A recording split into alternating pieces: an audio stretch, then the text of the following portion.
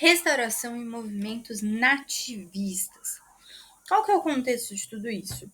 Começando com a restauração portuguesa, porque em 1640 aconteceu essa restauração portuguesa que marcou o fim da União Ibérica. E o que vem a ser a União Ibérica? Voltando no tempo, aqui na restauração portuguesa nós estamos em 1640, agora vamos voltar no tempo, lá em 1580, na União Ibérica, para entender o que foi a União Ibérica.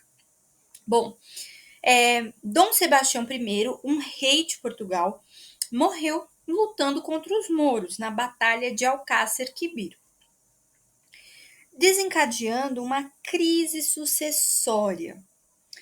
Bom, aí o Dom Henrique morreu em 1580. Quem foi o Dom Henrique?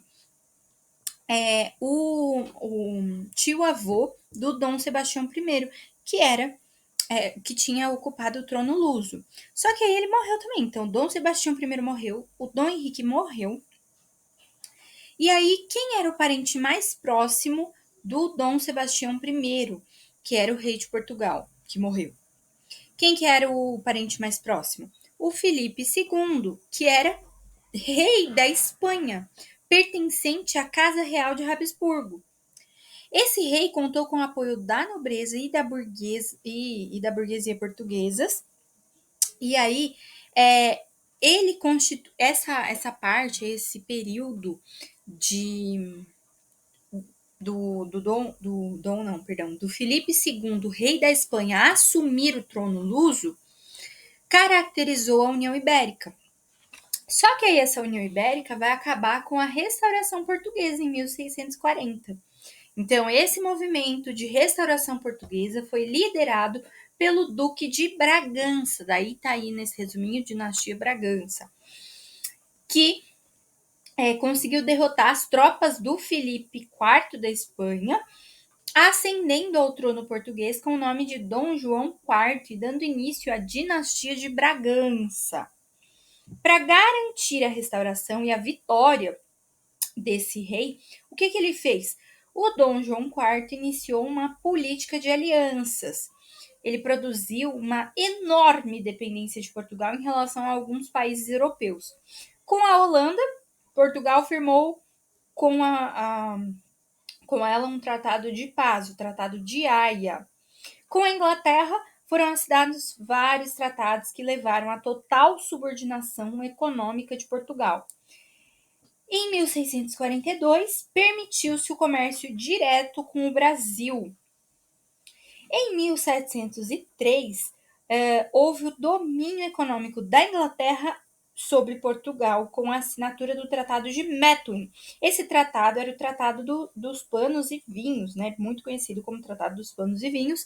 Tratado de Methuen, onde os panos ingleses receberiam tarifas nos portos portugueses e o vinho português receberia uma redução nas taxas. O Tratado de Methuen teve consequências desastrosas para Portugal, arruinando as manufaturas, gerando dependência dos produtos ingleses e conduzindo os portugueses à especialização na produção vinícola, o que gerou crises de abastecimento.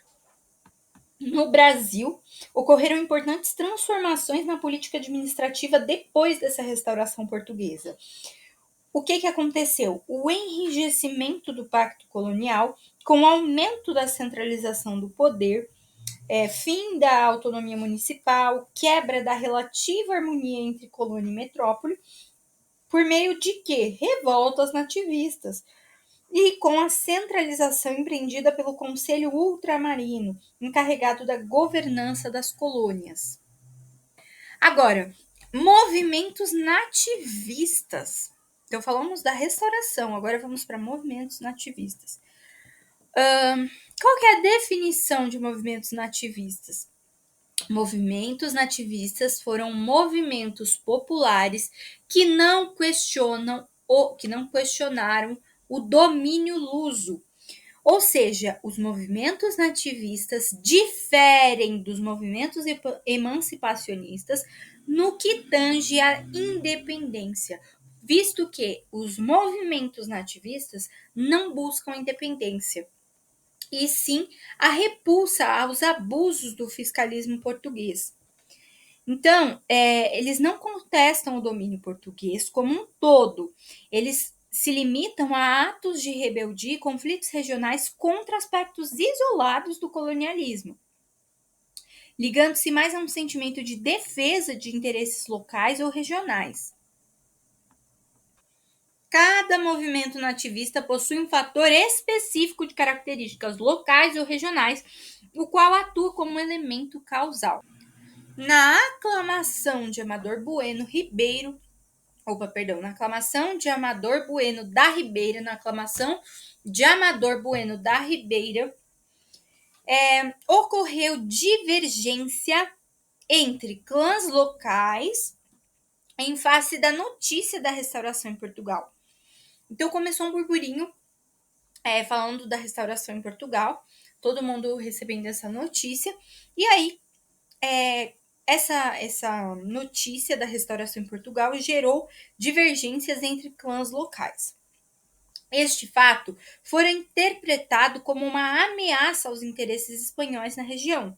Mais tarde, o que aconteceu? Uma tensão entre jesuítas e bandeirantes por causa da escravidão indígena, ocorrendo então a botada dos padres para fora por parte dos colonos. Então, os colonos botaram os padres para fora. Na revolta do Rio de Janeiro, ocorreu essa revolta por conta da política fiscalista aplicada pelo governador português Salvador Correia de Sá e Benevides. Seu líder foi Jerônimo Barbalho, que, depois de ser deposto, foi preso e executado. Agora, na revolta de Nosso Pai, em Pernambuco, houve a rebelião local contra o governador português Jerônimo de Mendonça Furtado. E aí temos as revoltas dos Beckman, Mascates e Emboabas. Na revolta de Beckman, no Maranhão, houve a divergência de interesses entre os colonos locais, representados pelos irmãos Beckman, Manuel e Tomás Beckman, e a Companhia Geral de Comércio do Estado do Maranhão, que possuía o monopólio do comércio.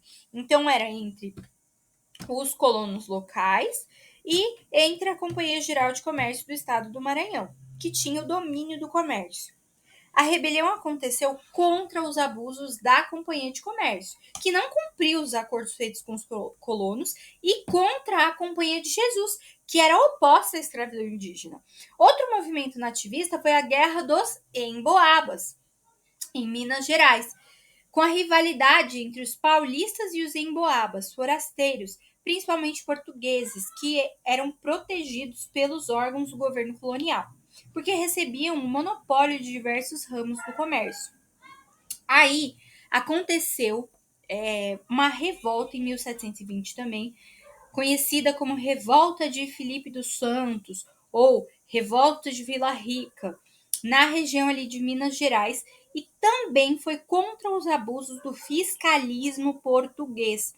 Reivindicava a redução dos impostos, a abolição dos monopólios exercidos pelos portugueses e a extinção das casas de fundição. Um dos mais famosos movimentos nativistas foi a Guerra dos Mascates. Então, um dos mais famosos movimentos foi a Guerra dos Mascates, que aconteceu lá em Pernambuco.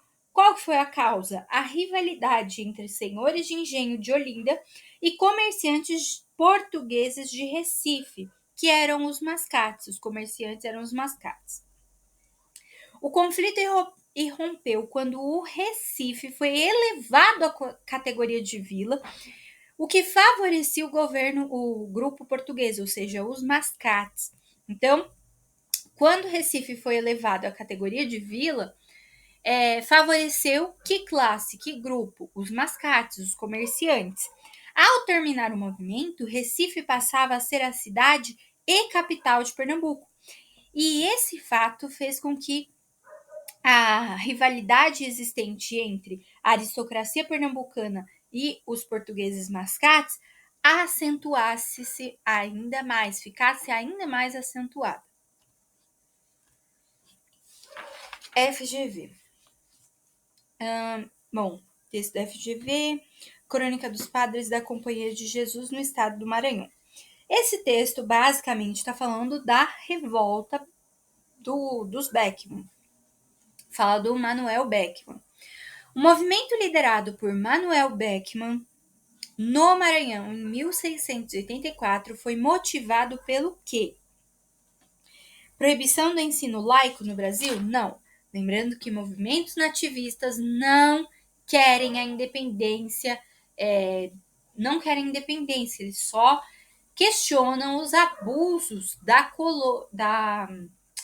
dos colonizadores, ou seja, o fiscalismo português, a oposição da Companhia de Jesus à escravidão indígena, certo? Questão da mão de obra indígena e pela insatisfação de colonos com as atividades da Companhia de Comércio do Maranhão. Sim. PUC Rio Grande do Sul. Associa as revoltas coloniais da coluna A às suas características essenciais. Coluna B. Coluna B. Transcorrido em Pernambuco. Se foi em Pernambuco, falou em Pernambuco, pode ser ou a revolta dos mascates ou a revolta do Rio de Janeiro. Transcorrido em Pernambuco entre 1710 e 1712, o movimento caracterizou-se pela oposição entre os comerciantes de Recife contra os senhores de engenho de Olinda. É a Guerra dos Mascates. Próxima. Deflagrada no Maranhão, em 1684, a revolta teve como base o descontentamento com a proibição da escravidão indígena decretada pela coroa portuguesa a pedido da Companhia de Jesus, medida que prejudicou a extração das drogas do sertão pelos colonos europeus. É, obviamente, a revolta dos Beckmann, ainda mais que a gente acabou de ver uma questão que falava da revolta dos Beckmann e falava justamente sobre isso, a questão da mão de obra indígena, a insatisfação dos colonos com as atividades da Companhia de Comércio do Maranhão, e ele também cita aí nessa questão da PUC, que foi deflagrada no Maranhão e teve como base o descontentamento com a proibição da escravidão indígena. Próxima, ocorrida em Minas Gerais. Se ocorreu em Minas Gerais, pode ser ou a Guerra dos Emboabas ou a revolta de Vila Rica, que é a mesma coisa que a revolta do Filipe dos Santos.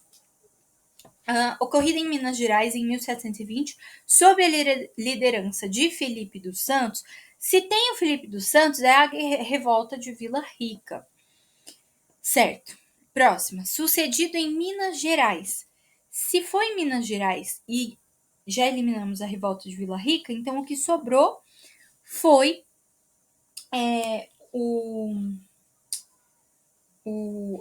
a revolta dos Emboabas, a Guerra dos Emboabas. Então, revolta dos Beckmann em Pernambuco. Não, revolta dos Mascates, a Guerra dos Mascates em Pernambuco. No Maranhão, a revolta dos Beckmann. Em Minas Gerais, com Filipe dos Santos, revolta de Vila Rica. E em Minas Gerais, um conflito que se opôs aos paulistas contra os forasteiros, opôs os paulistas contra os forasteiros, foi a Guerra dos Emboabas.